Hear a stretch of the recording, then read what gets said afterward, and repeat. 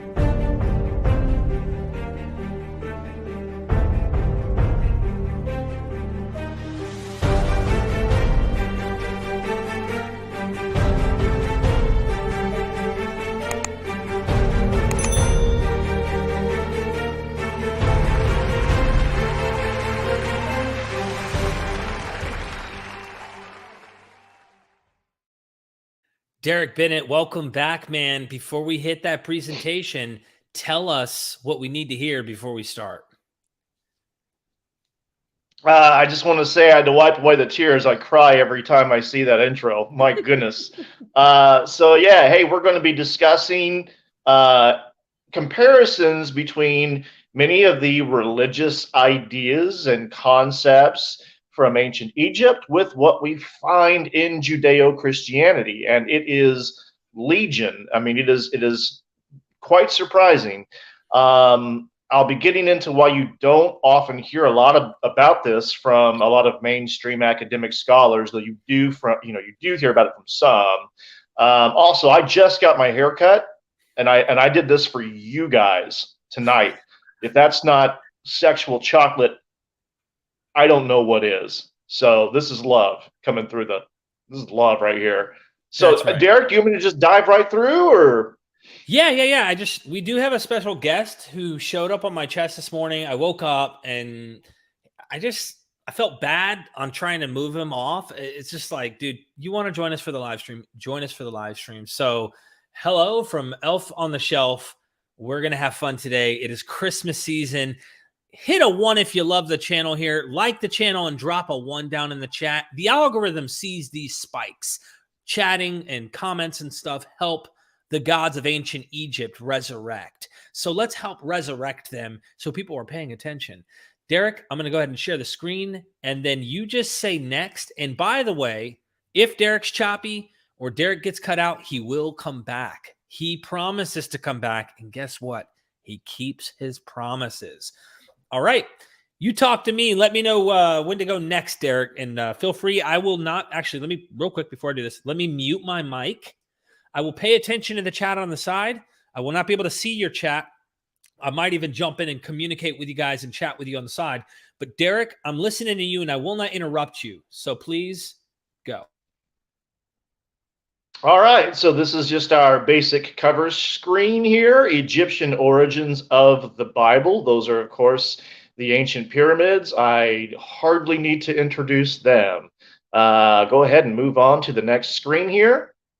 So, scholars of early Christianity, primarily trained in classics, that's Greco-Roman literature, are keen to demonstrate Christianity's indebtedness to the Greco-Roman world.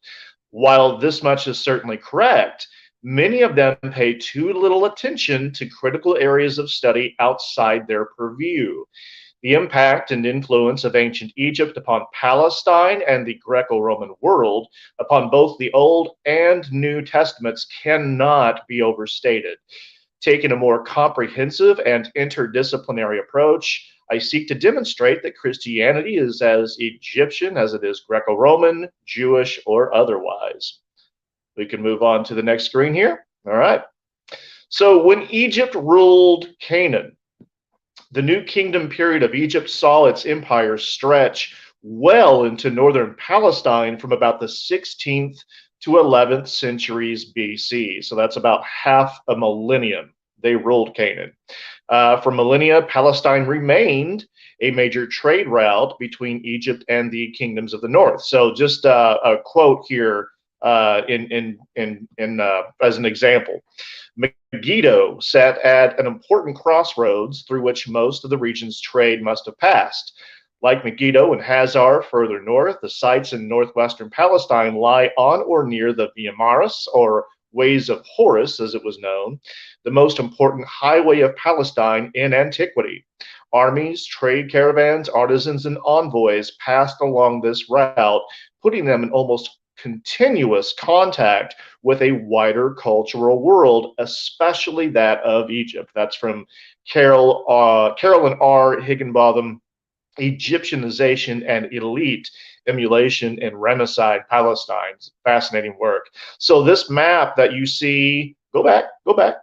This map that you see to the right here, this shows just how extensive Egypt's kingdom was during the new kingdom period. As you see, it's not just restricted to what we now presently know as Egypt. It stretched well into Canaan and what we now call Palestine, even well north of that region. So we can go ahead and move on to the next slide here.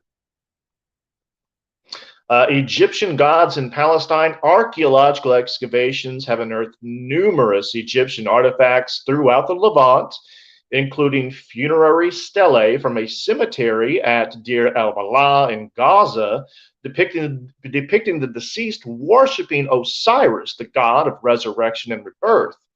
A stela from the 18th dynasty depicts Osiris's reign over Egypt and the institution of Pharaoh as his earthly representative, in striking analogy to Psalm 78's portrayal of God's reign over Israel, with David installed as his earthly regent. This information comes to us from the Archaeological Study Bible, published by Zondervan. So this is by no means an atheistic or secular source. It's from Zondervan, the publishers of the Bible, that they make this admission, more or less. And on the right, what you see there, that's one of these artifacts from Deir el-Balah in Gaza, graphically depicting the worship of the Osirian god Osiris, the Egyptian god Osiris, the god who was ruler of the Egyptian equivalent of heaven, the netherworld, and was the god of resurrection and rebirth there in Palestine. Move on to the next slide here. So more samples of this to the left, again depicting Osiris worship. These are artifacts found in Palestine, Deir el-Balah in Gaza. In the middle there, we have an idol of Osiris from Ashkelon, which is was a city just north of the Gaza Strip. That's from about the 7th to 4th centuries BC. And on the right, we have Egyptian anthropoid coffins from that cemetery in Deir el-Balah from about the 14th to 13th centuries BC. So we see great evidence of Egyptian presence in the Levant. Go figure, they ruled the place for half of a millennium. We can move on to the next slide here. So Aten, one god and his son, this is an intriguing analogical parallel. That means I don't necessarily think that the Hebrews got the idea of monotheism from ancient Egypt, but that the idea is sort of prefigured by ancient Egyptians. Pharaoh Akhenaten is the first recorded monotheist in history, the first to declare that there is only one God, the Son, known as Aten. The great hymn to Aten celebrates his creation as mirrored by Psalm 104. He says, O sole God, beside whom there is none.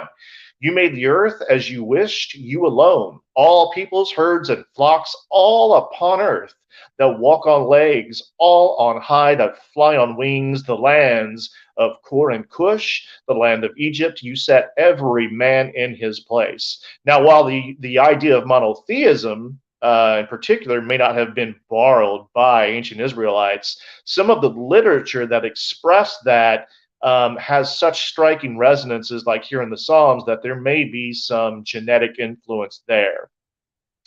Akhenaten was the intermediary between man and God, the son of mighty Aten, who had exclusive divine foreknowledge of the Father.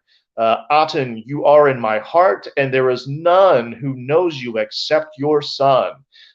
Compare this to Matthew 11:27. No one knows the Son except the Father, and no one knows the Father except the Son. So a very intriguing parallel there, even if it only might be an analogical one. That is something of coincidental, similar kinds of expressions that we simply find in the ancient Mediterranean world between both ancient Egyptians and ancient Hebrews. We can move on to the next slide. The Egyptian Moses. The 3rd century BCE Egyptian priest Manetho, as relayed by Josephus, tells the story of Osiris, a man who led an outcast colony of lepers against the reigning pharaoh. Osiris espoused monotheism, rejecting Egyptian polytheism, and later changed his name to Moses, meaning child of. This was typically an Egyptian designation for the son of a god. So Ramos would mean son of Ra, or Thutmose would mean son of Thoth. So taking the name Moses was tantamount to dismissing the traditional gods of Egypt and preferring to be known as the child of a single unutterable god. Osiris and his rebels, including a Semitic group known as the Hyksos, were eventually driven out of Egypt by Pharaoh Amenhotep. Scholars have suggested that some elements of the story are a legendary reflection of the religious reforms of Akhenaten, whose monotheism was undone by successive Egyptian rulers following his death. So interesting. Many secular scholars understand the story of Moses from the Exodus to be largely legendary in orientation, and there may be some admixture here in the Exodus tale from what was going on in terms of both history and legend in ancient Egypt. We can move on to the next slide. The Egyptian Ark of the Covenant. The best non-Israelite parallel to the Ark of the Covenant comes not from Mesopotamia or Arabia, but from Egypt. The sacred bark was a ritual object deeply embedded in the Egyptian ritual and mythological landscapes. It was carried aloft in processions or pulled in a sledge or a wagon. Its purpose was to transport a god or a mummy and sometimes to dispense oracles. The Israelite conception of the ark probably originated under Egyptian influence in the late Bronze Age. That's from Scott B. Nagel, The Egyptian Origin of the Ark of the Covenant. So here we probably do indeed have some kind of genetic derivation or influence of concepts from ancient Egypt to among the ancient Israelites. Indeed, fascinating. If you look at that photo on the right, that is essentially the Egyptian equivalent of the ark. They're carrying this aloft as the Israelites carried the Ark of the Covenant. We can move on to the next slide. Egyptian circumcision. The world's oldest account of circumcision is an image in an Egyptian tomb. Mummified remains exhumed elsewhere in Egypt, predating this image, have been subjected to X-ray scans, computerized tomography, and carbon dating. Some of these ancient corpses reveal indications of circumcision performed perhaps as early as 4000 BC. The Egyptians' advanced understanding of the human body, like their architectural prowess and military conquests, dazzled contemporaries and later generations alike. The simple fact that Egyptians practiced circumcision invested the procedure with exceptional prestige in the ancient world. If the Egyptians excised the foreskin, many people reasoned their motives must have been rooted in wisdom. Within the magical religious framework of Egyptian science and medicine, circumcision apparently was a ritual marking the passage from youth to manhood. The transition was profound, beyond the physical alteration of anatomy. The ritual entailed admittance into divine mysteries, secrets revealed only to the initiated. The content of these mysteries remains elusive, though they must have involved myths, prayers, and incantations central to Egyptian religion. The Egyptian Book of the Dead, for example, tells of the sun god Ra performing a self-circumcision, whose blood created two minor garden deities. So the act of circumcision itself, long predated by ancient Egyptians, and it's certainly possible that Israelites inherited this idea from ancient Egypt because of its profound meaning and widespread practice in ancient Egypt, though it could simply be just an idea that was prefigured by ancient Egyptians. Nevertheless, absolutely fascinating. We can, of course, move on to the next slide.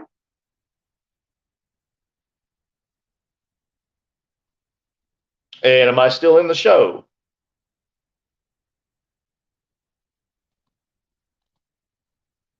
Derek, are you there?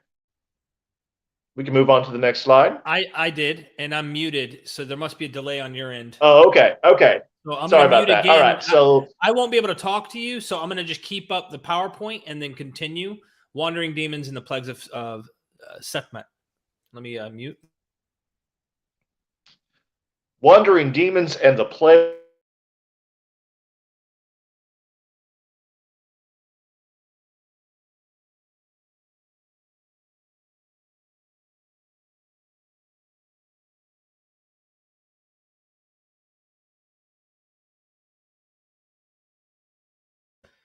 Okay, Derek is raptured, and he'll be right back.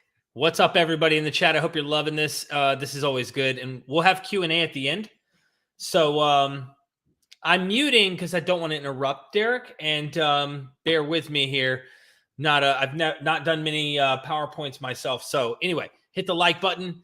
Derek's back. All right, Derek. That might happen here and there during our show, but I'm going to go ahead. I'm going to stay unmuted, and I just won't talk unless I need to. Let's continue. Wandering demons and the plagues of Sekhmet. In ancient Egypt, the Shemaya, wandering demons, that is, caused possession, mental illness, death, and plague, punishing humans by order of the gods. Much like Satan, who roams throughout the earth and afflicts Job as God wills. The lioness goddess Sekhmet struck Egypt with misfortune, pestilence, and plague by her 7 deadly arrows, akin to the plagues visited by God in Exodus and the 7 deadly plagues of Revelation. See Ira Friedman's "And upon all the gods of Egypt I will execute my judgment."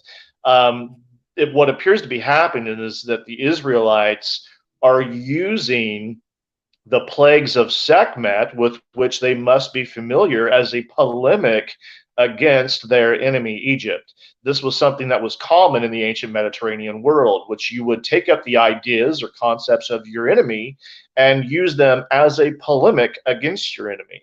So there's probably some influence here. We can move on to the next slide. Egyptian love poetry. The biblical Song of Songs closely corresponds to other ancient Near Eastern literature, especially Egyptian love poems. All use brother and sister as terms of endearment. All are rife with various fragrance, herbs, and spices, milk and honey. As the Egyptian prefers her lover more than beer, the woman of the song declares her lover is more delightful than wine. Both the Egyptian and biblical women urge for their lovers to appear like a horse dashing to battle or a young stag. Finally, all such literature features the woman's longing for her lover after he goes missing, comparable to the ancient myths whereby Isis longed for Osiris, Anath for Bel, and Ishtar for Tammuz. So there are a number of parallels between this ancient Egyptian love poetry and that which we find in the love poetry and wisdom literature in the Bible. And more than likely, I mean, with this many coincidences, there probably is some influence here as well. We can go ahead and move on to the next slide, where here we're going to talk about ancient Egypt's impact upon the Greco-Roman world at large, upon the Mediterranean world at large. Despite the greater antiquity of Egyptian civilization, when we refer to Egyptian and Greco-Roman cultures, we are generally referring to cultures that were contiguous. And the profound impact that Egyptian ideas had upon the Greco-Roman world cannot be denied. In key respects, Egyptian views of the afterlife foreshadowed Greco-Roman, Jewish, and early Christian conceptions, particularly in terms of the motif of post-mortem ascent. Although the channels of transmission have been lost in antiquity, the motif may still be sketched clearly enough in both cultures to suggest that Egypt was an important source for its expression. It is worthy of mention that the Greeks themselves accepted the derivation of many elements of their cults from the Egyptians. Herodotus, for example, wrote that the names of the gods came to Hellas, that was Greece, from barbarians, and I myself concluded that they derived specifically from Egypt. Indeed, Herodotus goes on to maintain that many of the central religious observances of the Greeks were also derived from Egypt, writing that these customs have been adopted by the Hellenes from the Egyptians. So there's no denying that Greco-Romans drew upon ancient religion, culture, and concepts. And what Gonzalez is saying here is that the idea of post-mortem ascent, which we see very frequently in these apotheosis myths in the Greco-Roman world, that may be either in whole or in part indebted to ancient Egyptian conceptions of the same. Quite fascinating. We'll move on to the next slide here. And this is where Herodotus, who's known to us as the father of history from about the 5th century BC, remarks, "On this lake it is that the Egyptians represent by night his sufferings, whose name I refrain from mentioning, and this representation they call their mysteries. I know well the whole course of the proceedings in these ceremonies, but they shall not pass my lips." Clearly talking about Osiris here, the Osirian mysteries in ancient Egypt, which had a long pedigree going back from the 3rd millennium BC, as far as we know, from the ancient Egyptian pyramids, all the way up to the Common Era, lasting into the 4th century CE. And as scholars have noted, granted, religious movements and cults do evolve and change over time. The central ideas in the Egyptian cult of Osiris pretty well remained intact and consistent over millennia. So that is, we see that ancient Greeks are familiar with these, with the religion, the cult of Osiris, as early as the 5th century BC. Moving on to the next slide here. Here what we see on the far left is a Roman era funerary stela in which Anubis leads the deceased to Osiris. This is from anywhere from the 1st century BC to the 4th century CE. So this is a Roman Egyptian syncretism that we're seeing here. It's in the style of Roman art, and yet it depicts Anubis and the deceased coming to the god Osiris, the god of the afterlife, resurrection, and rebirth. In the central image here, it's a Roman Egyptian funeral shroud depicting the deceased between Anubis and Osiris. That's from about the 2nd century CE. So this is more Roman Egyptian syncretism that we're seeing here. And then on the far right, this is the Nile mosaic of Palestrina. It's a Roman depiction of Egyptian funeral processions from about the 1st century BC. So we're seeing a lot of admixture between the Greco-Roman world and these ancient Egyptian religious themes, and particularly the cult of Osiris. We can move on to the next slide. And this is another example of Greco-Egyptian syncretism or association. The photo is from a rock tomb of Roman Alexandria. In Egypt, of course. The upper register depicts the resurrected Osiris of Egyptian myth. The lower register depicts the return of Persephone from the realm of the dead per Greek myth. So they're clearly equating these two gods who had conquered death in some form. Osiris was also syncretized and identified with the resurrected Dionysus, as we know from Plutarch's on Isis and Osiris, and Philodemus's on piety, where he describes Dionysus as having been torn to pieces but reassembled and brought to life again by the goddess. Clearly analogous what happened to Osiris. And then, of course, with the risen Adonis at Byblos, which was just north of Palestine. Read Lucian's On the Syrian Goddess, and then the scholarship of John Granger Cook and B. Soyez, where they say that basically this is an Egyptianization of the Adonis cult by the 2nd century, just north of Palestine, where Adonis is being essentially synced with Osiris, said to have died and then been fetched forth and celebrated alive on the next day. So again, there's a lot of inbreeding going on between Egypt and the Greco-Roman world. You can go on to the next image here. These are more examples of Greco-Egyptian syncretism. On the left, these depict the risen Osiris in Ptolemaic Roman Egypt, about 2nd to 3rd centuries BC. So the image on the left is very much a Romanized Egyptian depiction of Osiris being bodily raised from his funeral bier.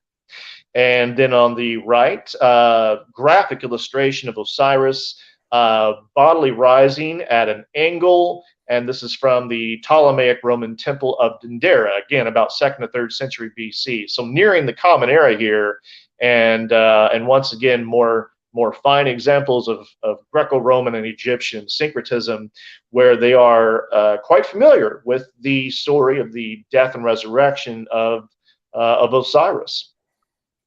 Next screen. This is more of a side note here, just to know that Egyptian resurrection was a bodily affair. Isis hovers over a complete body. Finally, and most important, she speaks the proper words, and Osiris resurrects.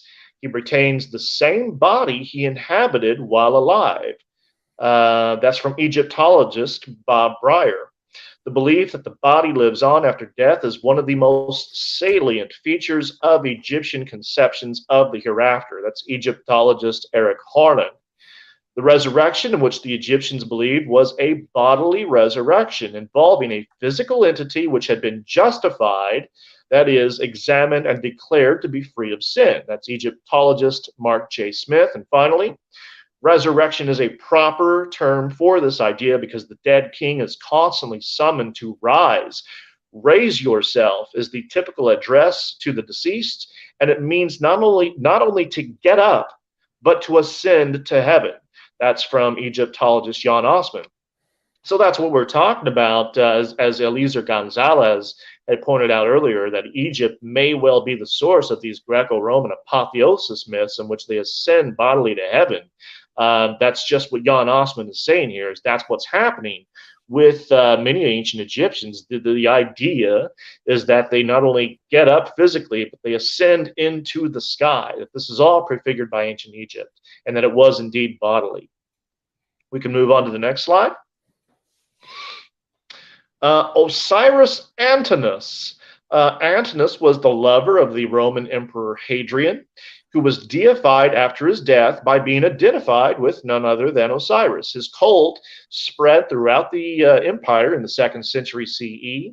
The obelisk of Antinous in Rome endows him with the title Osirantinus, the reborn and everlasting.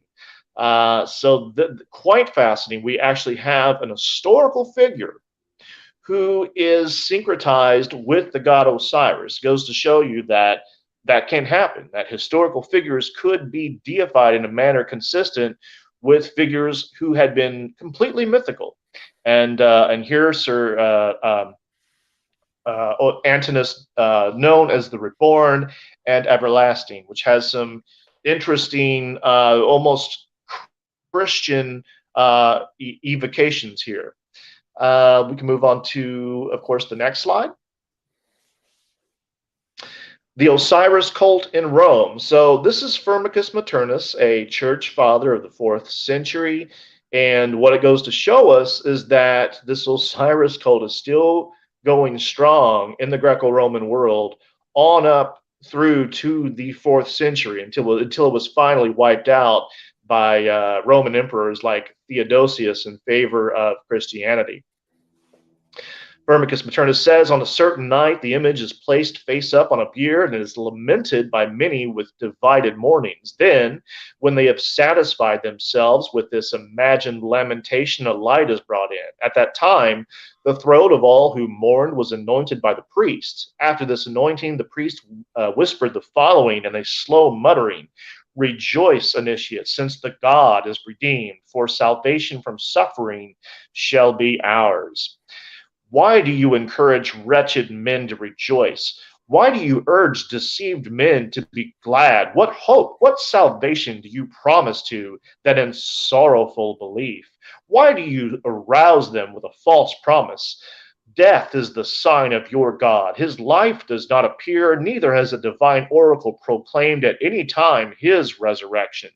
So Firmicus Maternus is unwittingly telling us that there was a celebration of the resurrection of Osiris still in 4th century Rome, but he is, of course, disparaging it. You bury an idol, you bewail the idol, you carry an idol from the tomb, and when you have done this, you wretched one, rejoice. You redeem your own God. You put together the members of stone. You arrange the lifeless stone.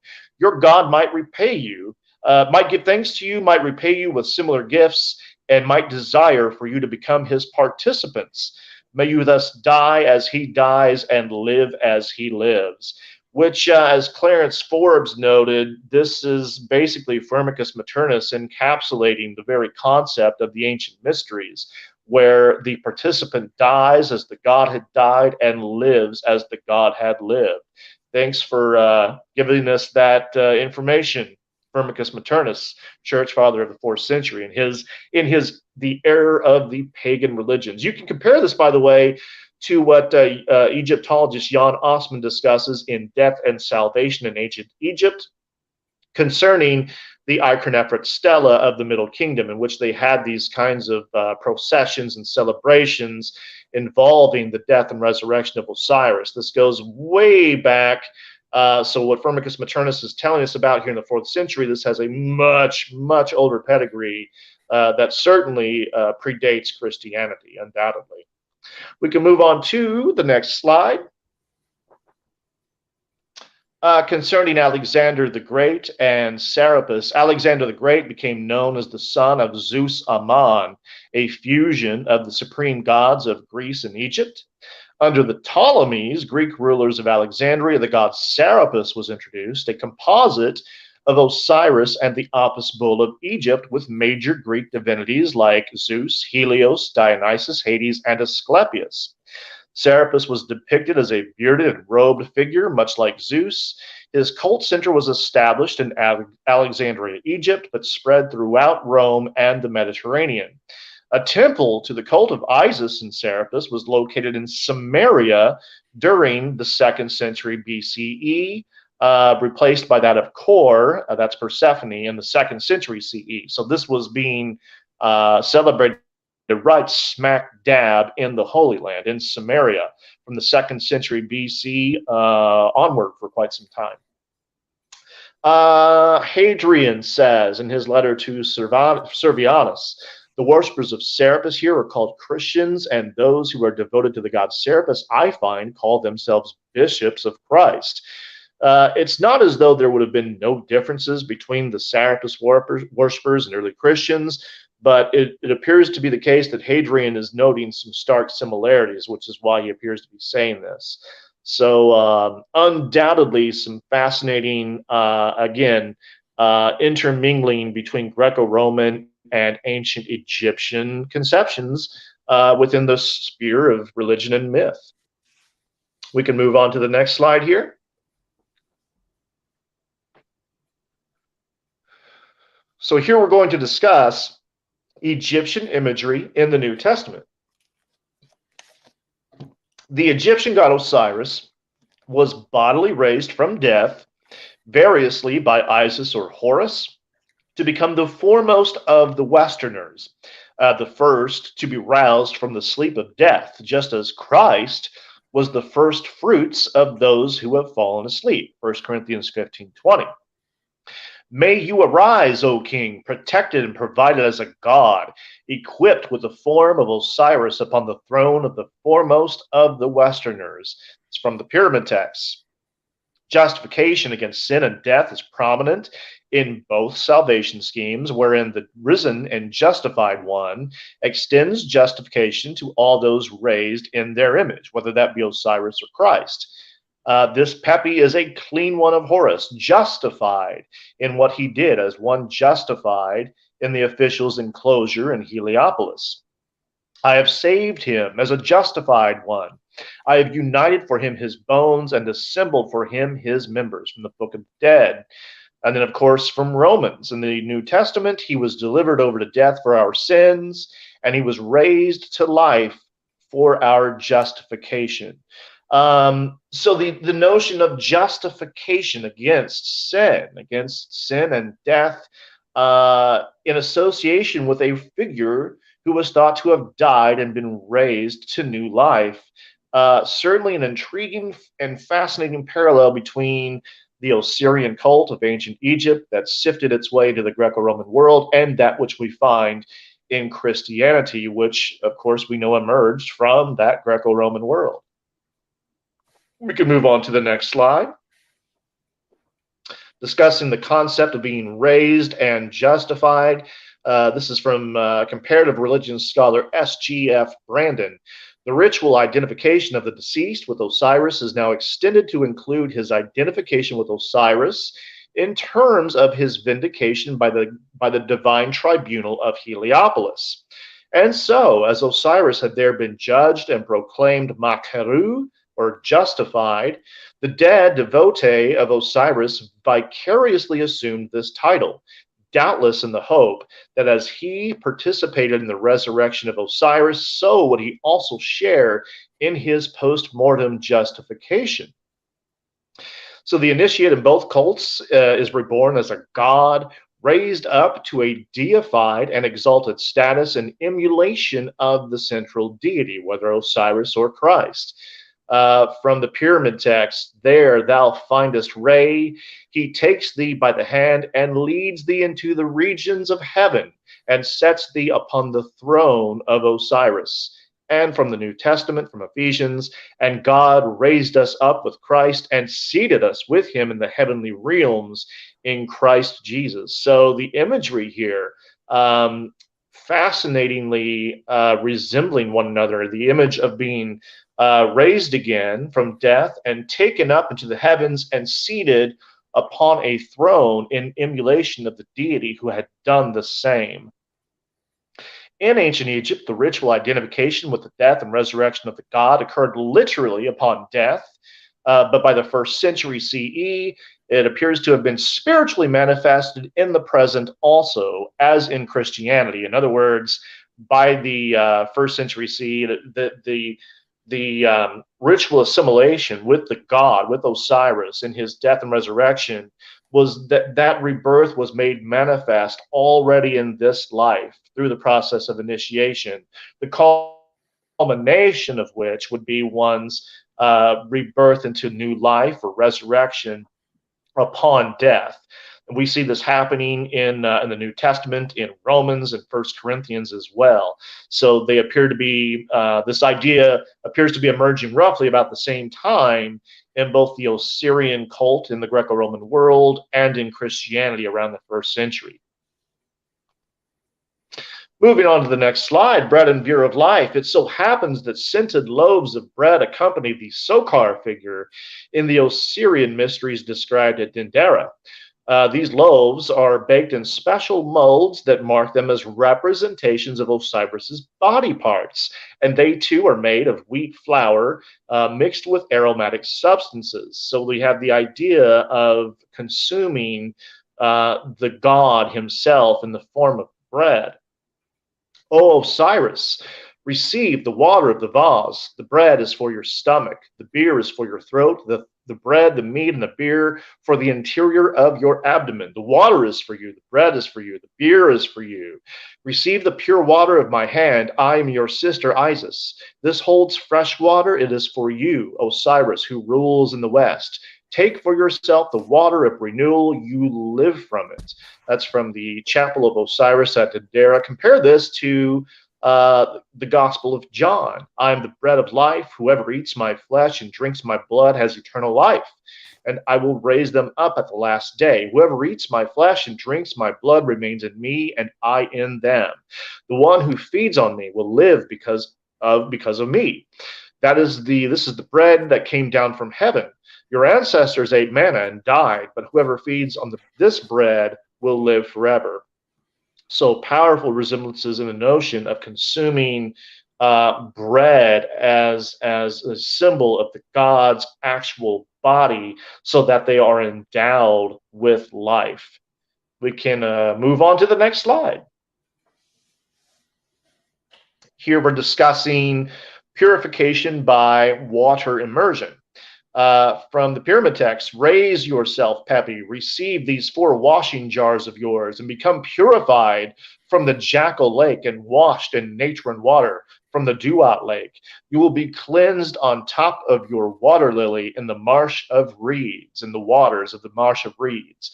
He is pure who was purified in the marsh of reeds. Ra is purified in the marsh of reeds. He is pure who was purified in the marsh of reeds. This Eunice, King Eunice, the Pharaoh, is purified in the marsh of reeds. So this symbolizes the sun's night journey, which, it descends into the oceanic waters and rises again into the sky, reborn and purified each day, just as the Christian initiate rises reborn and purified from water baptism. So striking resemblance in terms of the imagery and the conceptualism and symbolism between what occurs in baptism early on in the Christian cult and what was conceived of in ancient Egypt. Moving on to the next slide.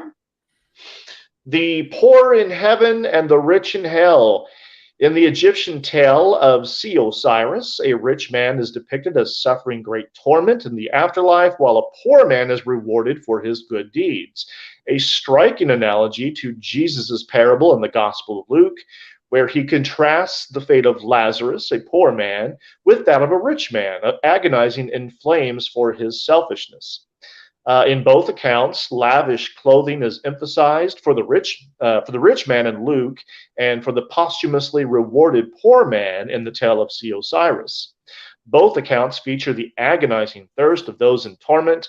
The rich man in Luke begs for a drop of water, while those in the tale of Osiris have food and drink just out of reach over their heads. Bart Ehrman, of all people, discusses this in Heaven and Hell, A History of the Afterlife. The name Lazarus is from the Hebrew El Azar, possibly a cognate of the Canaanite high god El, and the Egyptian Azar, which was how their pronunciation for Osiris. So El Azar here would denote the god Osiris. Presently, as it has long been in Hebrew, means God has helped. In Hebrew, we also get this. We also get El from Elazar. We also get the Hebrew Eliezer, and incidentally, it is Lazarus of Bethany who is raised from the dead in John 11. So it would be one thing if we were just looking at possible etymological roots between the notion that the names El and Azar for Osiris, as we find that in the Hebrew Eliezer or Elazar. It's another thing to see that within context, we have this tale of See Osiris or See Azar that very much resembles what we find in the story in Luke, in which it's Lazarus that is the poor man who's been rewarded. So, given the number of parallels, coincidences, and such, there's a good case, I think, to be made for the etymological origins of Lazarus, as we find him in the Bible, stemming from El Azar, El Osiris. We can move on to the next slide. Concern for the poor is rewarded in the afterlife. From the ancient Egyptian Book of the Dead, I have given bread to the hungry, water to the thirsty, clothes to the naked, and a boat to him who is boatless. From the Gospel of Matthew, for I was hungry, and you gave me something to eat. I was thirsty, and you gave me something to drink. I was a stranger, and you invited me in. I needed clothes, and you clothed me. I was sick, and you looked after me. I was in prison, and you came to visit me. Both passages concern final judgment on the fate of individuals, wherein they will pass on to eternal life, or condemnation based on moral behavior. So, of course, it's no big deal to see a coincidence between injunctions of feeding the poor and the sick, and providing food to the hungry. But when you understand that both of these passages are in the context of how you are being judged and whether or not you will pass on to eternal life, then we see quite a striking analogy or parallel here between what's going on in ancient Egypt and what's going on in the New Testament. Moving on to the next slide. The final judgment. Osiris, like Christ, plays the dual role of both savior and judge. The deceased stood trial before the throne of Osiris and a tribunal of 42 judges. Their hearts were weighed on a scale, balanced against the feather of Mat, that's truth and right living, and the scribal god Thoth recorded the results. Compare this to Revelation 20, where you have this whole scene of appearing in judgment before the one who is enthroned and many other judges, with their names being written in the book of life, comparable to Thoth recording the results in the scribal books. If their hearts were found too heavy with sin, they were devoured by the crocodile-headed creature Ammit, and their bodies cast into an unquenchable lake of fire. And there we go. I just lost the presentation. So, Derek, that's an issue on my end with my. What's that?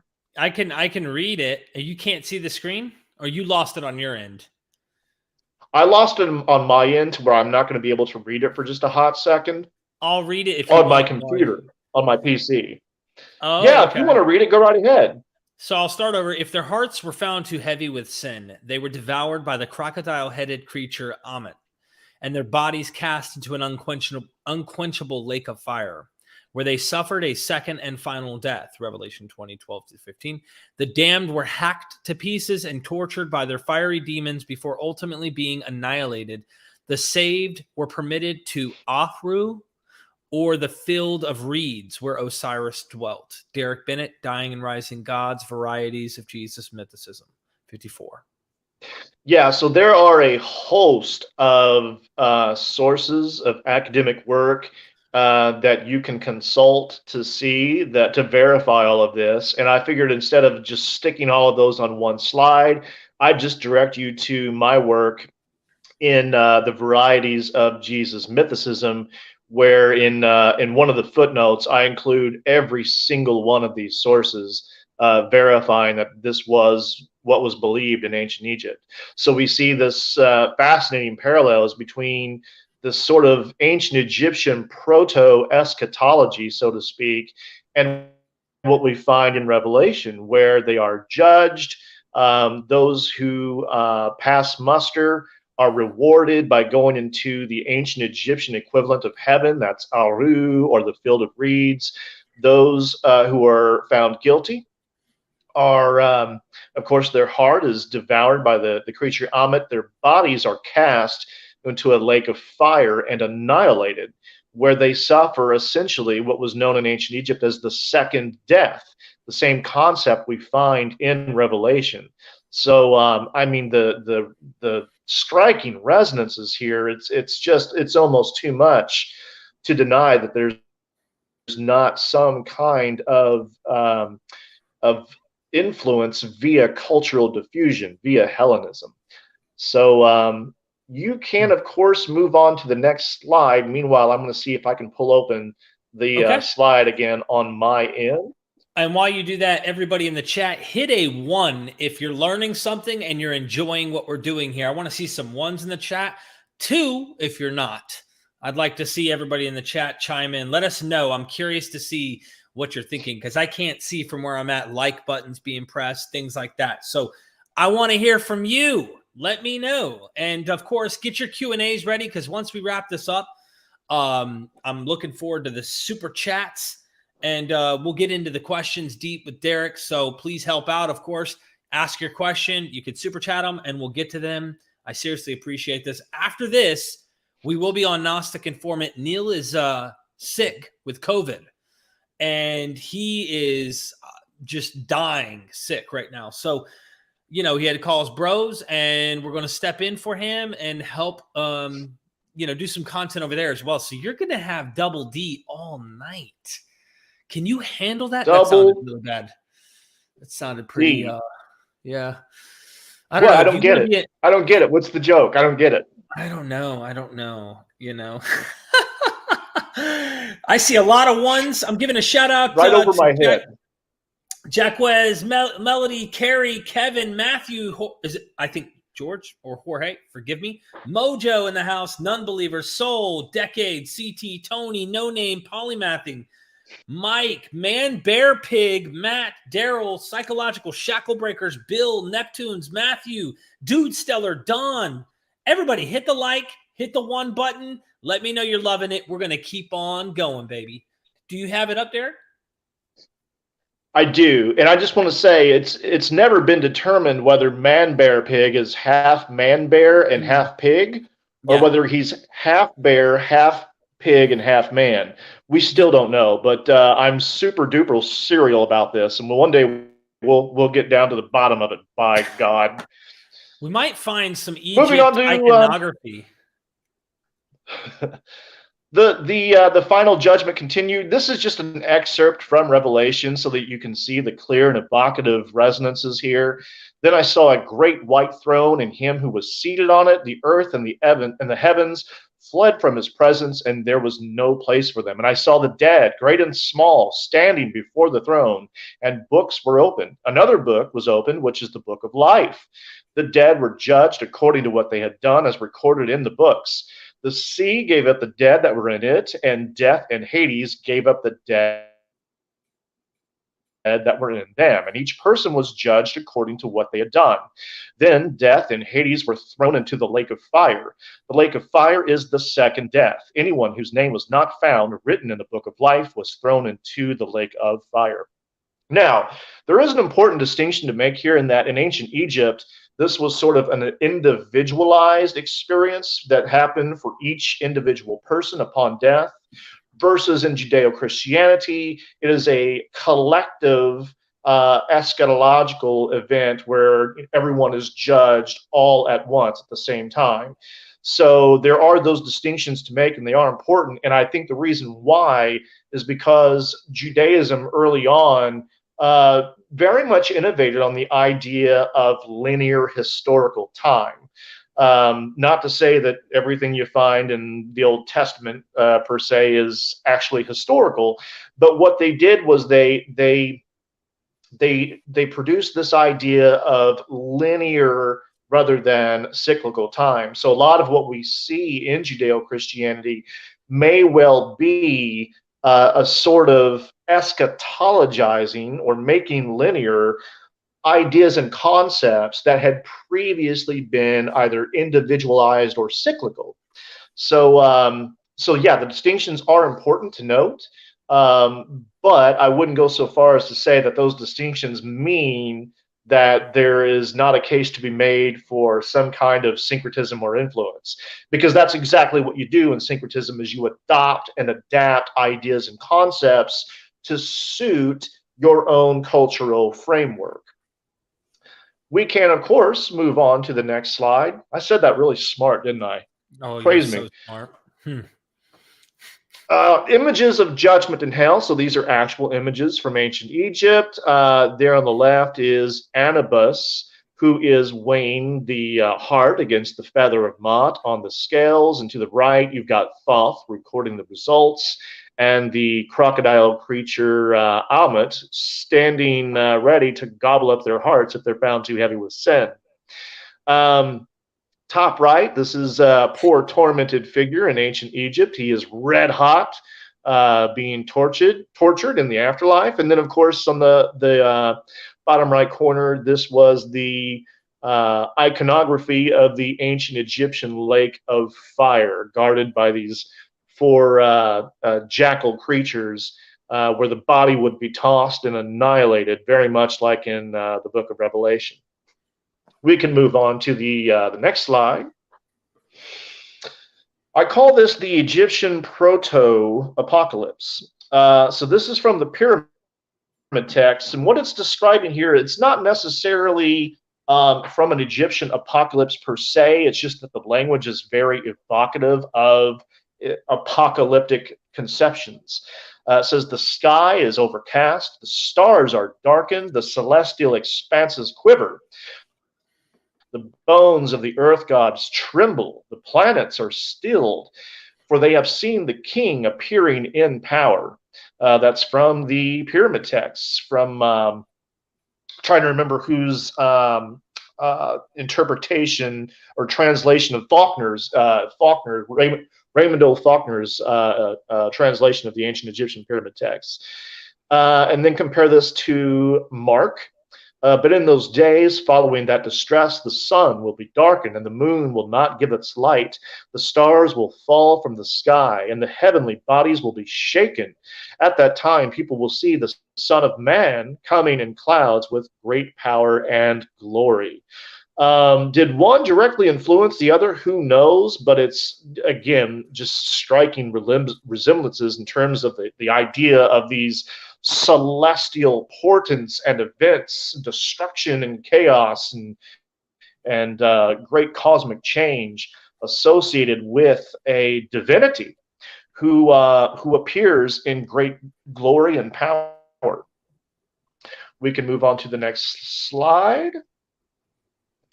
More on the Egyptian proto-apocalypse. This is from Egyptologist James P. Allen.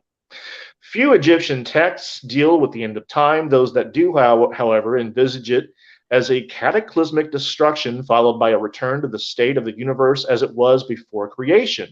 In spell 175 of the Book of the Dead, the creator god Atum describes how after millions of years, I will destroy all that I have made. The world will return to new, the limitless waters, like its original state. Following the apocalypse, only two cosmic forces will remain. I and Osiris will be the remainder.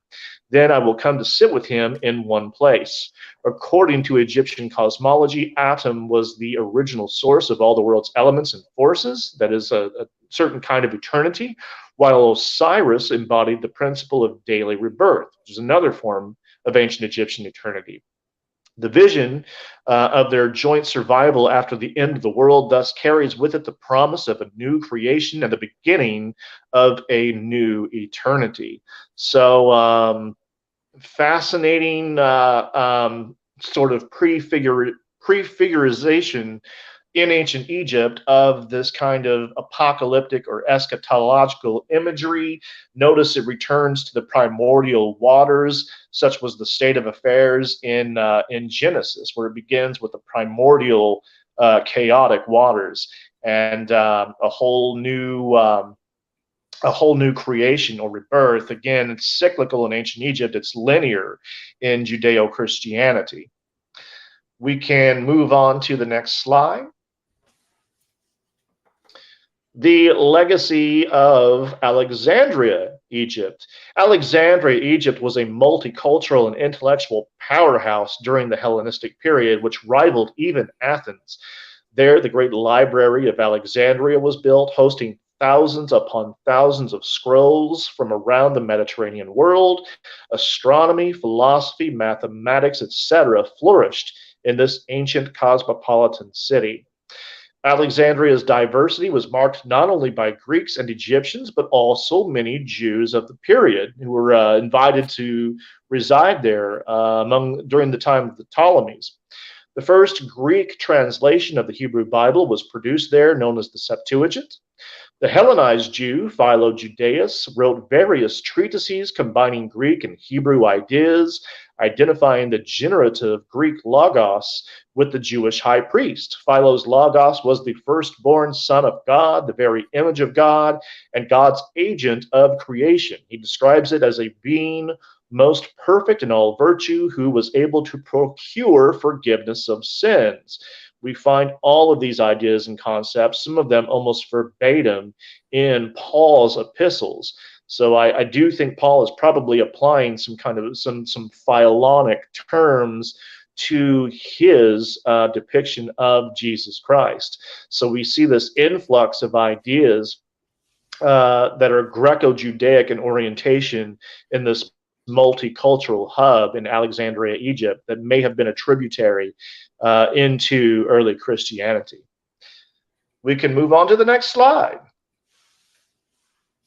So this is a recap on the legacy of Egypt.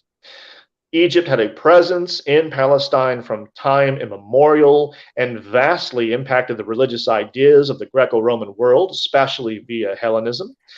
Egyptian gods like Isis, Osiris, and his counterpart Serapis were worshipped in the Levant and throughout the Greco-Roman world, and syncretized with Greek gods like Dionysus, Adonis, and others. Such ideas and practices as monotheism, circumcision, water purification, and resurrection were prefigured by ancient Egyptians. The story of Moses and the Ark of the Covenant have ancient Egyptian roots, and Exodus makes polemical use of the plagues of Sekhmet. Traces of ancient Egyptian thought are found in the Psalms and Hebrew love poetry, and in the Satan as a wandering supernatural figure who afflicts mankind as the gods will. The story of Christ is prefigured by the resurrection and attendant salvation schema of Osiris, including salvation, justification, ritual identification with the risen God, and exaltation to the heavens. The notion of sacred bread and fermented drink as life-giving substances and even as representations of the god's body are paralleled by ancient Egyptian tradition.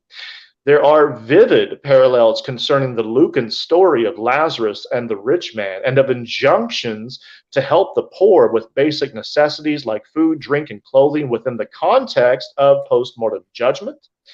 And final judgment of those raised to new life after death, including the notion of a second death and punishment in a lake of fire, and of a heavenly destination for those deemed righteous and worthy, is long prefigured by ancient Egyptian religiosity, as is the destruction and renewal of the world. That's a whole lot of coinkydink going on there. The legacy of Egypt in the next slide. So just a few remarks from actual Egyptologists. Notwithstanding its superficial rejection of everything pagan, early Christianity was deeply indebted to ancient Egypt. In particular, the lively picture of the ancient Egyptian afterlife left traces in Christian texts. Thus, among the Copts and later in Islam, we encounter a fiery hell, quite like that of the Egyptians, from Egyptologist Eric Hornen. Salvation and eternal life are Christian concepts, and we might think that the Egyptian myth can all too easily be viewed through the lens of Christian tradition. On the contrary, in my opinion, Christian myth is itself thoroughly stamped by Egyptian tradition, by the myth of Isis and Osiris, which from the very beginning had to do with salvation and eternal life, from Egyptologist Jan Osman. As I've said, it would be one thing if we just found a few parallels here and there between ancient Egyptian myth and religion and what we find in Judeo-Christianity, but the sheer number of them, the number of resemblances that we find, and some of these, there's almost got to be some kind of influence, even if only by cultural diffusion, which of course it would have to have been cultural diffusion. No one's saying that Paul and early Christians traveled to Egypt and started plagiarizing the pyramid texts. Not at all. But we do see that there was an influx of these ideas into the wider Mediterranean world among Greeks and Romans. Why not Jews as well? It'd be special pleading to say that there wasn't.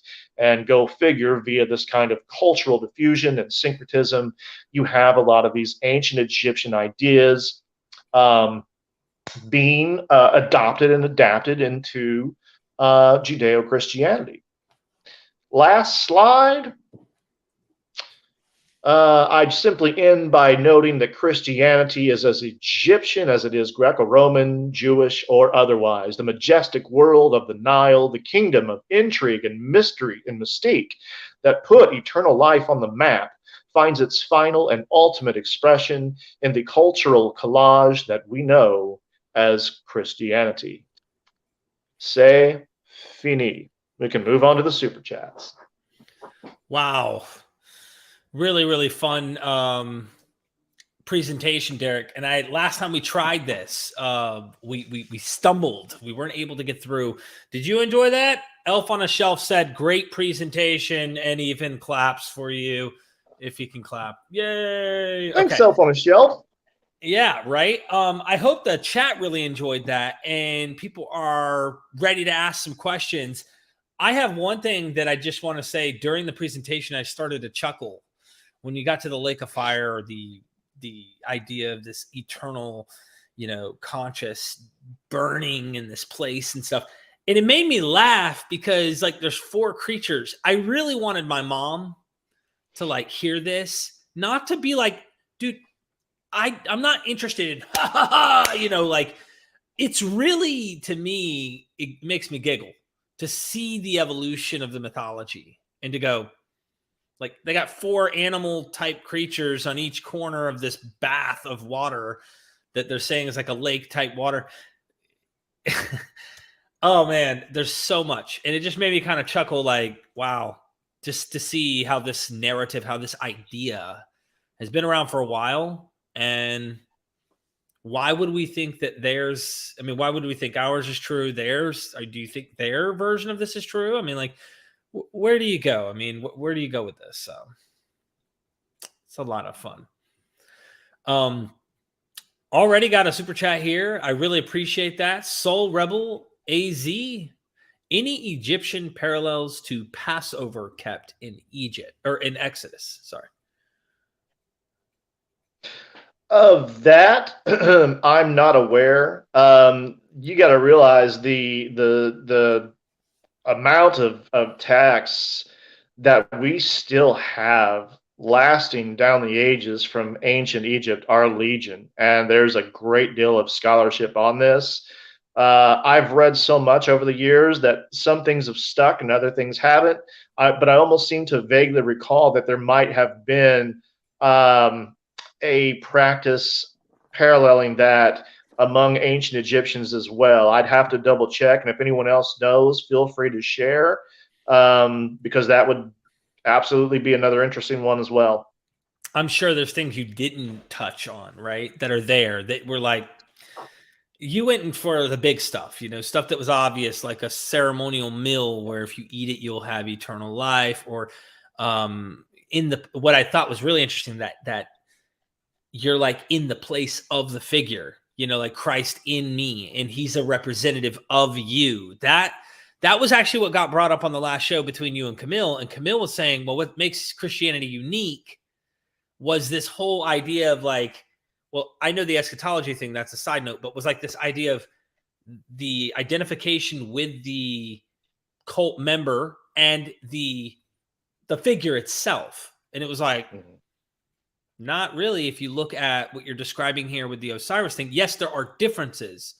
Like every myth has a difference, but yeah, Camille was pressing the point that the notion of a vicarious atonement, Christ's death on the cross, dying for sin, that is unique to Christianity as opposed to what you find in these other dying, rising God cults, whether Osiris or whomever. And he's right about that. That is, of course, because Christianity is as indebted to Judaism as anything else, if not more so. So, of course, you're going to find Jewish elements within the syncretistic mix that is Christianity that you don't find in these other cults. You're also going to find things in Christianity that you just don't find in Judaism because they don't appear to have been, don't appear to have come from Judaism. But Christianity is a Greco-Judaic hybrid among its many other tributaries. So there's some stuff that does appear to have been adopted and adapted from pagan religious motifs or concepts or ideas, if you want to call them that, that make Christianity unique precisely because it is a syncretistic mix, a hybrid of various religious ideas. Thank you. Appreciate that. Festering boils. Why'd the Egyptians circumcise? Yeah, so that's a good question as to why did they begin that practice to begin with? Like, what was the actual medical, physiological, or anatomical practicality of that? And I don't know. I would assume probably for the same reasons that people still get circumcised today. What's interesting, though, is the kind of profound meaning that it held for them. Like it was basically, it was a rite of admission, so to speak. Entry into what you could call a new covenant, as it is in Judaism. So that, I think, is the key parallel here. But yes, as to the practical matter, I don't know. If I were a doctor, I'd love to tell you. I imagine, and I'm going to take a jab. I don't know either. I'm just taking a jab here. Being they had obelisk and they were very fertility-like, and there was the constant Nile and cyclical fertility, death, and resurrection ideas within their mythology. If you take the phallus, I'm going to use the term to try and keep YouTube off my back. You're looking at what they thought was what made the baby. I mean, there's this like ancient medical concept where they're like, the man is the one who makes the child, right?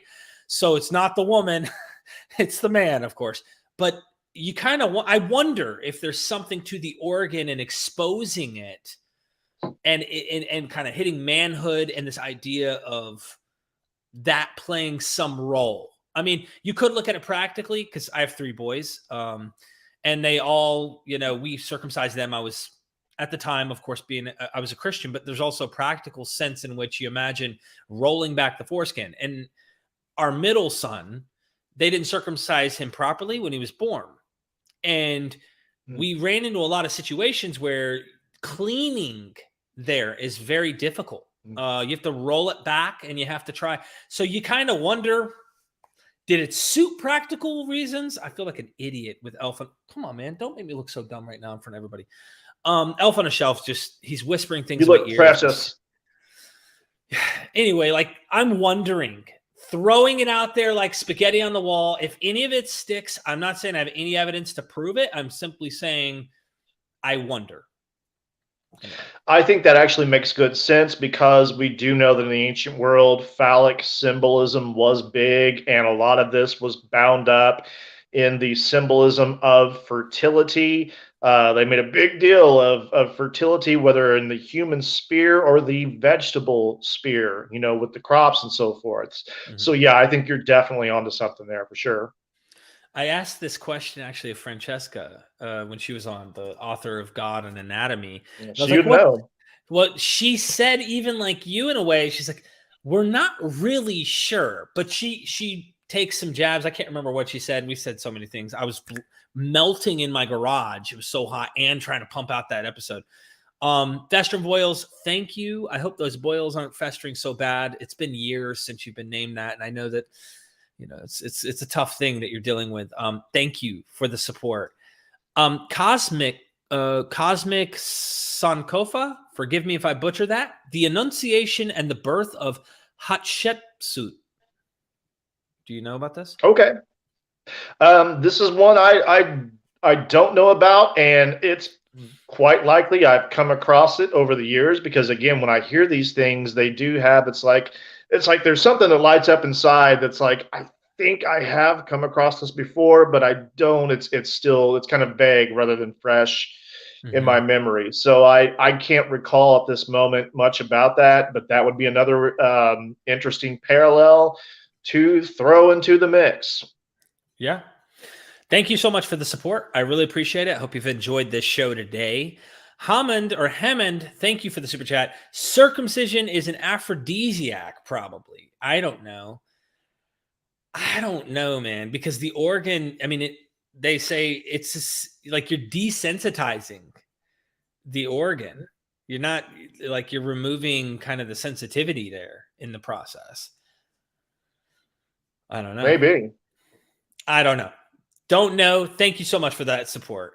Bradford Baldwin in the house. Good to see you, Bradford. We got to connect on testing out the call-in show. The Ugarit culture had influence on the Abrahamic religions. They also had contact with Egypt and Greece. Will you please discuss their connection and influence and how it all blends together? Yeah, sure. I mean, um, many scholars, historians, and archaeologists pretty well tell us that the Israelites were simply indigenously Canaanite all along. That's who they were. Um, what had happened was during the Bronze Age collapse. So there was something of a collapse among these major cosmopolitan cities, and many of them took up farming and whatnot in the foothills and came to re-identify themselves as the Israelites. But we know even from genetics that modern Jews and Arabs are descended from Canaanites. So we have scientific evidence for this. So many ancient Israelites were still worshiping Baal and Asherah, and even the Hebrew God in the Old Testament retains the name El or El Shaddai. This was the same name for the high god of Canaan, El, and of course we see like the characteristics of Yahweh, even in the Old Testament, are very much resemblances of Baal himself as a storm god, a fertility god. By the way, there are fertility connotations with Yahweh in the Hebrew Bible. Just read John Levinson's um, resurrection and restoration of Israel.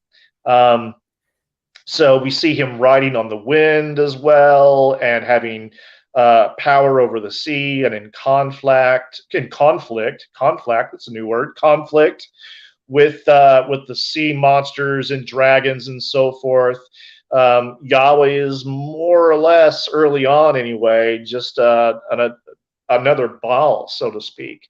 And as they streamlined the pantheon, they started to do away with Baal and Asherah and so forth, and simply merged Yahweh with the Canaanite high god El to become a Yahweh Elohim, one God. So, and they're still fighting this in the Hebrew Bible. These prophets are still, they're still struggling with Israelites who were doing the older, more traditional thing, one could say. But this monotheism, or at least monolatry, worship of one God as opposed to the others, is something of an advancement, probably taking place anywhere from about the 8th to 6th centuries BC. So yeah, I mean, the Hebrew Bible is as Canaanite as it is anything else, but it's an admixture of all these cultures that had a presence in the Levant from, ancient times, and this stuff lives on in Christianity. We still, as scholar Philip Davies had said, Jesus Christ in the New Testament is composed of stock motifs from all over the ancient Near Eastern and Mediterranean world. So these ideas still persist on into the New Testament, which is just absolutely fascinating. Wow. Yeah. So just so people understand, and this is something I feel like we explain ourselves when we don't have to, but it's important. And it's not to Bradford, but to simply point out, some people overdo things. I mean, it's kind of our tendency to do. We see something that looks like it, and therefore we want everything to fit that category. Today's episode or presentation was to show Egyptian origin or influence on the origins of the Bible or even biblical concepts. That's not to say as if Egypt is the sole and only primary influence, as if somehow you stole it from us. That's another problem when you talk to the academics, stole it or plagiarism or this or that. It's more cultural diffusion. There is no copyright. Like, it's not like modern day in college where it's like Derreck's paper looks similar to mine. One of you are copying each other because you're not coming up with authentic work. It, in a sense, becomes authentic when you rewrite it for your own cult, your own culture, your own people group, whatever. Even if you are influenced even if a lot of times it seems the influence is a negative one, like Mesopotamia. Like, it's highly influencing the Bible, and the biblical author is like trying to scathe it.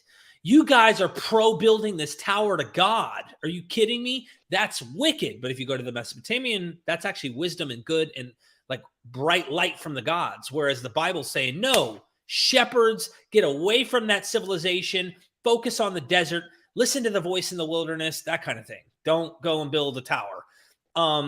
It's really interesting stuff. So I just figure it might be worth mentioning that, Derreck, just for our audience to understand. You're not out here going, everything comes from Egypt. No, not by a long shot. Not by a long shot. The focus of this presentation is on Egyptian influence on the Bible, or in some cases, simply analogies, or where ancient Egyptians prefigured these ideas.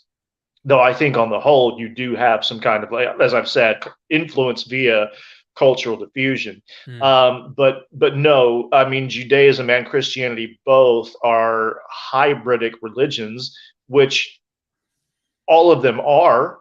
That's not unique to Judaism or Christianity either. And so they are basically a cross-pollination of ideas from all over the ancient Mediterranean world. Thank you so much for that. The Mythic Life. Let me see. What's her name?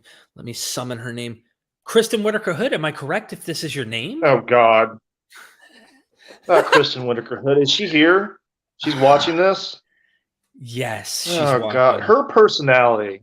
I don't know if you've noticed, but her personality, it's rotten. She's a stinker. It's a stinker of a personality. Not funny. Not cool, not witty. I hate Kristen Whitaker friggin' Hood. Yeah, but not the Mythic Life, though. You don't hate the Mythic Life, right? You just... No, the Mythic Life's all good. Okay. She's cool. Just checking, just checking. Happy solstice to our favorite Derrecks. What's up with the parentheses always? You guys, you do it too, don't you? I think I've seen that multiple times. Maybe it's just Kristen. I don't know, but thank you so much for the super chat, Kristen. I really appreciate it. I hope you're enjoying the chat. Just making sure I didn't miss anybody, because I hate that when I get a message later and someone goes, hey, you didn't answer my question and I threw you a 5 or whatever, you know what I mean? Like, that makes me have a hard time going to sleep at night. All right, looks like we caught up. Derek, I do want to ask you, J.C. Smith was brought up earlier by one of the mods. It was our friend Jason Sobek, and I'm going to scroll up and try to find what he said. Sure. And maybe there was, maybe at the end you clarified something and you might be able to like address that. I'm looking here. Forgive me. All right, I'm going to have to scroll through the live that's on the YouTube side. Scrolling up, and then I'll come back to you. If you have any super chats, go ahead and drop them now, because once we get through these, I'm going to be dropping off here, and then we'll be going live again on Gnostic Informant here to help him, since he's like dying of COVID, literally. Pretty much it was, and I want to give him his, like, specifically the wording. Oh man, won't let me go back any further.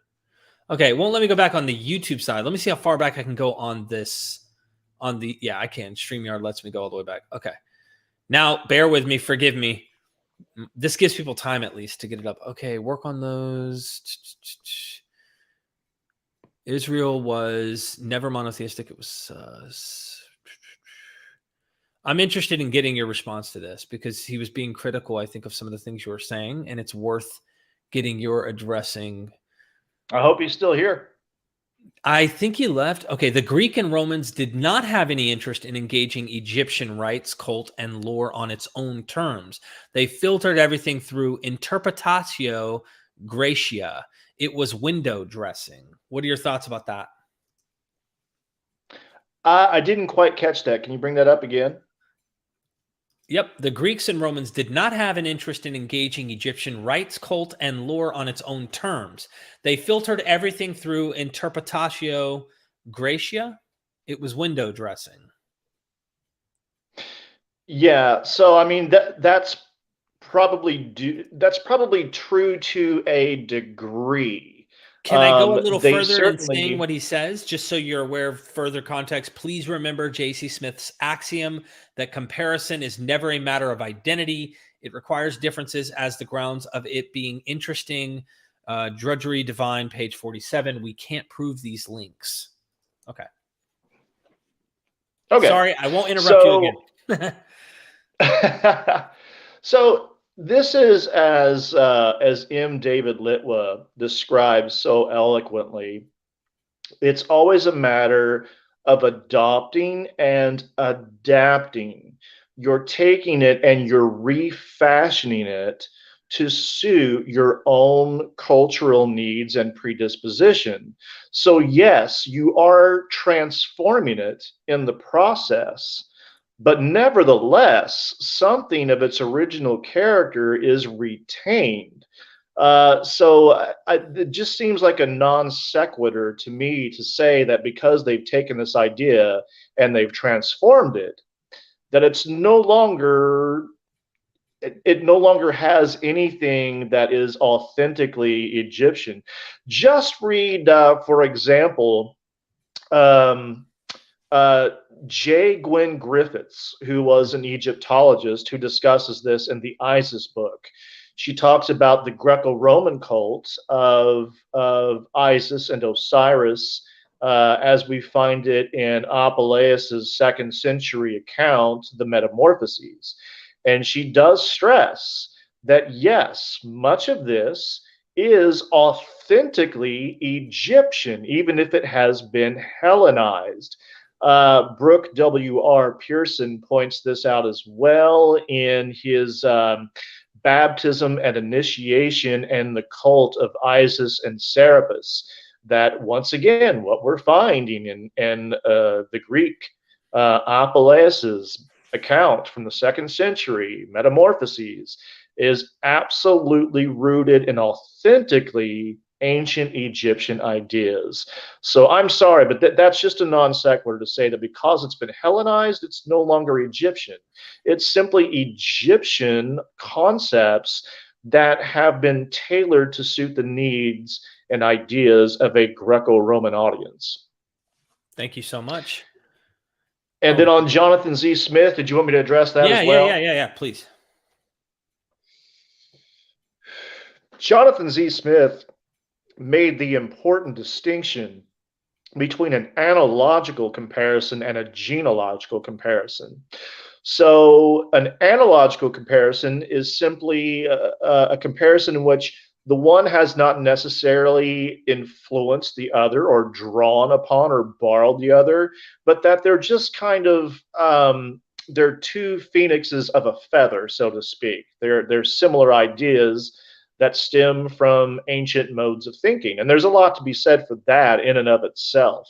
A genealogical comparison is one in which we can more or less discern that there has been some kind of influence or borrowing or derivation, so to speak. So it is important to make that distinction.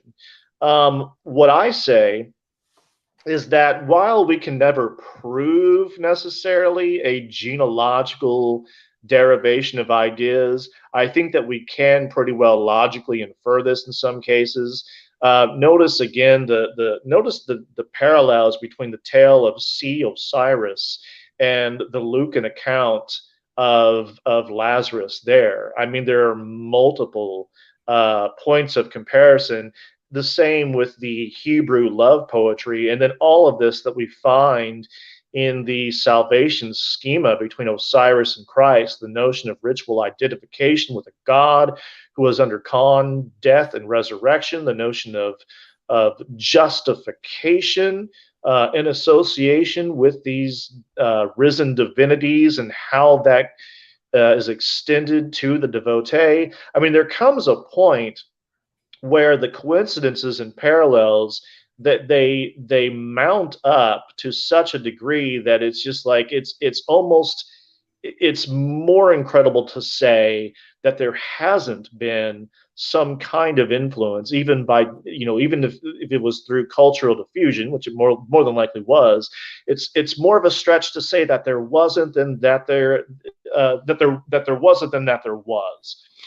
So while Smith's distinction is important, and I actually make that distinction myself, just because you can't prove genetic links doesn't mean that you cannot logically infer that that has indeed taken place. And that's why, for instance, Dennis R. MacDonald's work is so important. He does this very kind of thing, as does Dr. Richard Miller in Resurrection and Reception in Early Christianity, where we can more or less infer these kinds of what's the word for it? Mimesis, so to speak. Mimesis, or the adaptation of ideas from one context into another. Well put. I think you did a good job explaining that, and I hope everybody learned something from that. Hammond, thank you again. Happy birthday, Derek. Is it your birthday? No. Not mine either. But thank you. But you know so what? Much Hammond, anyway. every day is my birthday. That's right. Every day. Remember, he'll give you his address, and you can mail him a super chat.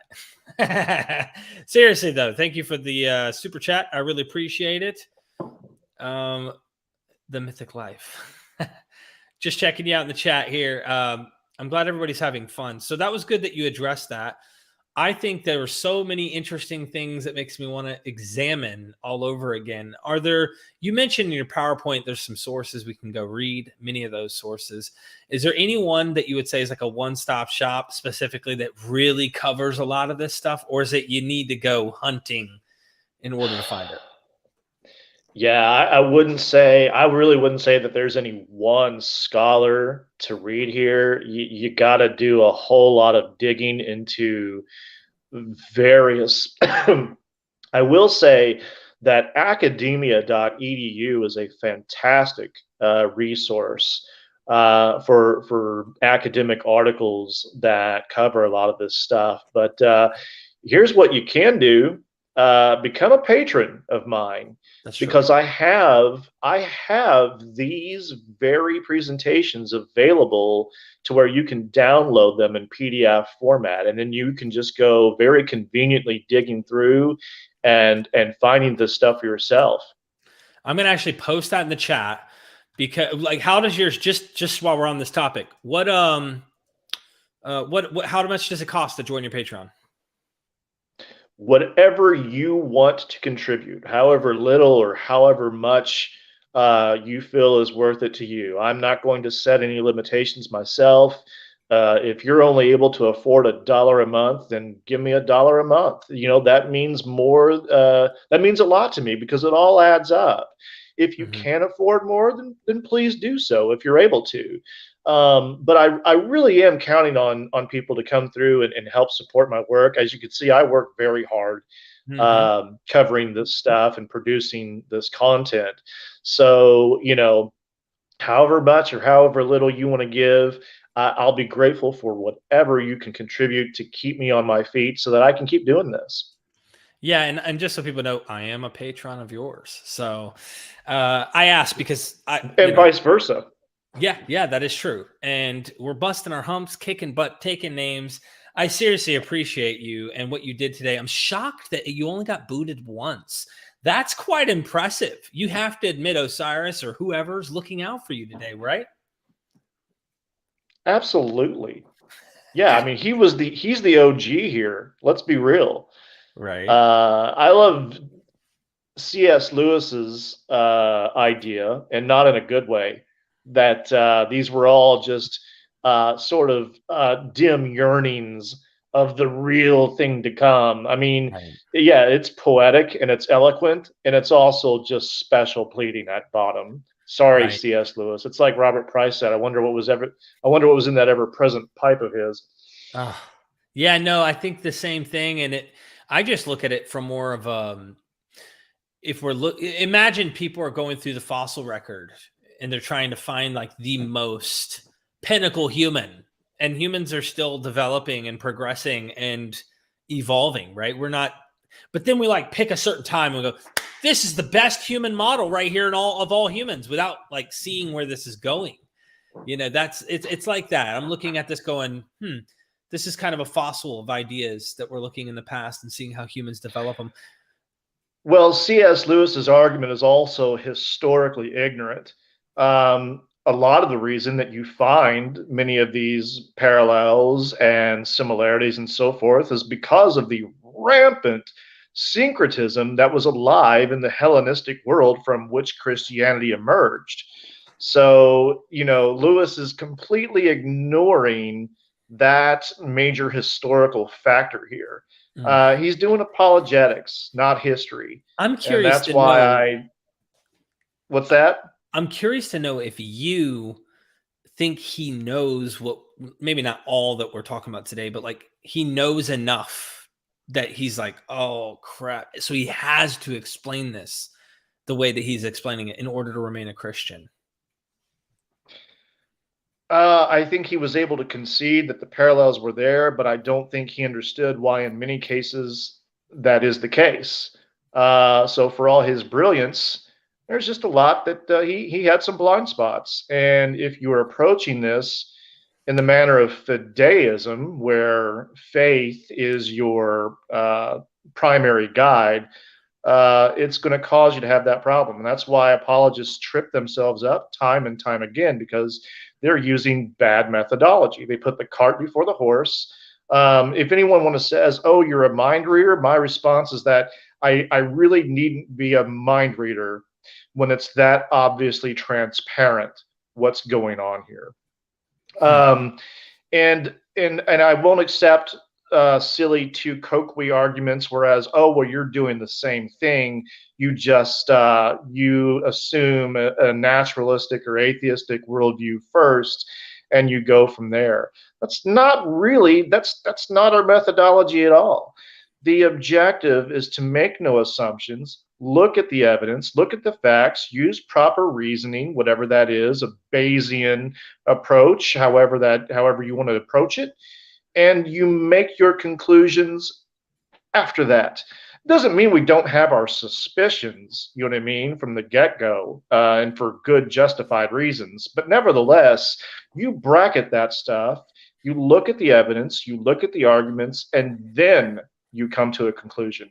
That's how I operate. That's how I assume many others operate when they're doing actual critical historical research.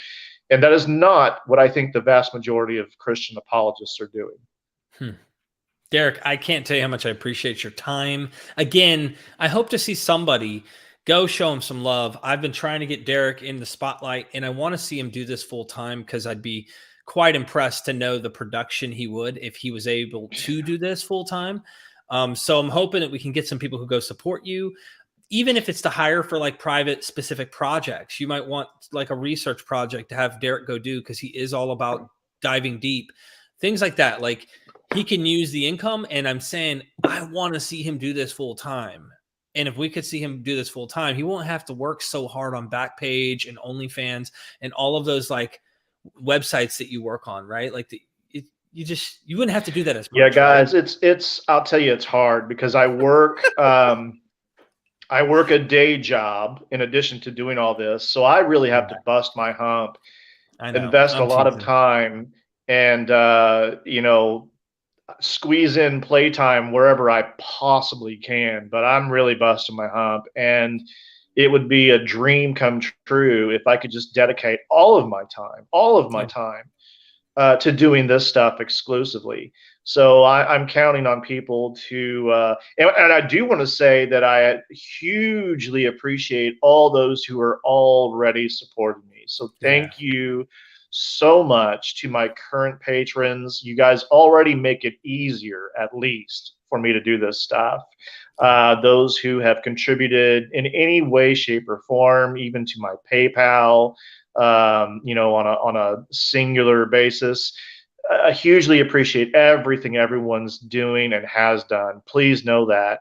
But the more the merrier. If I can get more and more people to contribute to my Patreon or however they want to support me, or at the very least, go subscribe to my channel. Let me pop whatever you can do to keep me going, it'd mean the world to me.